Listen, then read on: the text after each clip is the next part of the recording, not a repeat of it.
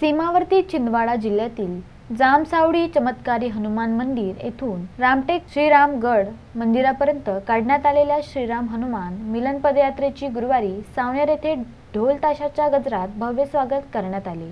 जामसावडी येथे चमत्कारी हनुमानाचे पूजन व गुढीपूजन करून श्रीराम हनुमान मिलन पदयात्रेची सुरुवात करण्यात आली। नवीन वर्षाच्या शुभ पर्वावर गुढीपाडव्याच्या दिवशी चमत्कारी हनुमान मंदिरातून पदयात्रेची सुरुवात करण्यात आली।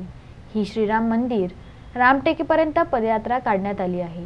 मध्य प्रदेशातून या पदयात्रेचे महाराष्ट्रात आगमन झाले असून केवळदवरून रामटेक मार्गाने ही पदयात्रा रामटेकला जात असताना सावनेर शिवाजी चौक शिव मंदिर येथे या पदयात्रेचे आगमन होताच श्रीराम हनुमान मिलन पदयात्रेचे भव्य स्वागत करण्यात आले। या पदयात्रेत जामसावडीवरून निघालेल्या हजारो भाविक सहभागी झाले आहेत।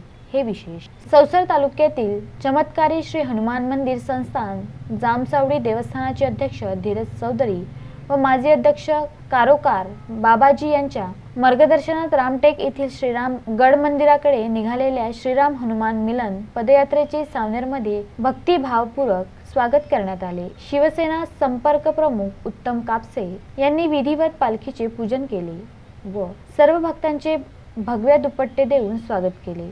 यावेळी गोतमारे यांनी हनुमान चालीसा पठण केले। या प्रसंगी डोमासाव सावजी, बबन हुलदे, तेजसिंग सावजी, दीपक कटारे, ॲडव्होकेट संजय शर्मा, दीपक घटे, विजय सिंग सावजी, मनीलाल पटेल, देवशी पटेल, वत्सल्य बांगरे, शिवाजी पटेल, नरेश दानी, विजय रानदिवे, किशोर कांबळे, गोतमारे, राजेश भारद्वाज, किशोर गुरारीकर, पियुष झिंझुवाडिया, सौरभ घटे, फुलसिंग बम्मोरे, विजू नाती, मनोज पटेल, सोनू खोजरे, मनमोहन पाटील, डॉक्टर दीपक इटनकर, कपिल पांडे, राजेश गुप्ता, बंडू गुप्ता, मनोज पोपटे उपस्थित होते। पायी चालत असलेल्या पदयात्रेतील सर्व भाविकांना सावनेर शिव मंदिर येथे अल्पोहार व लस्सी वितरण करण्यात आले। पियुष झिंझुवाडिया, विदर्भ न्यूज, सावनेर।